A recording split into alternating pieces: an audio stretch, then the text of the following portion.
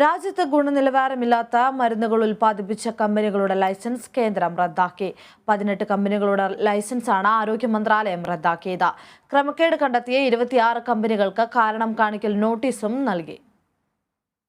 ഇന്ത്യയിൽ നിന്നും ഗുണനിലവാരമില്ലാത്ത മരുന്നുകൾ വിദേശത്ത് വിറ്റഴിക്കുന്നുവെന്ന റിപ്പോർട്ടുകളെ തുടർന്ന് വ്യാപക പരിശോധന നടത്തിയിരുന്നു. ഇത്തരത്തിൽ കേന്ദ്ര ഡ്രഗ് റെഗുലേറ്റർമാർ 20 സംസ്ഥാനങ്ങളിലായി നടത്തിയ പരിശോധനാ റിപ്പോർട്ടിന്റെ അടിസ്ഥാനത്തിലാണ് നടപടി. ആന്ധ്രാപ്രദേശ്, ബീഹാർ, ഡൽഹി, ഗോവ, ഗുജറാത്ത് ഉൾപ്പെടെയുള്ള സംസ്ഥാനങ്ങളിലെ കമ്പനികളിലാണ് പരിശോധന നടത്തിയത്. ഉത്തരാഖണ്ഡ്, മധ്യപ്രദേശ്, ഹിമാചൽ പ്രദേശ് സംസ്ഥാനങ്ങളിലെ കമ്പനികളാണ് ഇവയിലധികവും. 18 കമ്പനികളുടെ ലൈസൻസ് റദ്ദ് ചെയ്ത് അടച്ചുപൂട്ടാൻ നിർദ്ദേശം നൽകി. 3 കമ്പനികളുടെ ഉൽപ്പന്നാനുമതി റദ്ദാക്കിയതായും ആരോഗ്യ മന്ത്രാലയം അറിയിച്ചു. ക്രമക്കേട് കണ്ടെത്തിയ 203 കമ്പനികളിൽ 76 കമ്പനികൾക്കെതിരെ നടപടി സ്വീകരിക്കുന്നതിന്റെ ഭാഗമായാണിത്. ഇന്ത്യൻ നിർമ്മിത മരുന്നുകൾ നിരവധി രാജ്യങ്ങളിൽ രോഗങ്ങൾക്കും മരണത്തിനും വരെ കാരണമായിരുന്നു.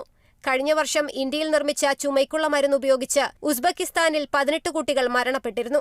ഇതിൽ നോയിഡയിലെ മരുന്ന് കമ്പനിയിലെ 3 ജീവനക്കാരെ അറസ്റ്റ് ചെയ്തിരുന്നു. News desk, Kerala vision news.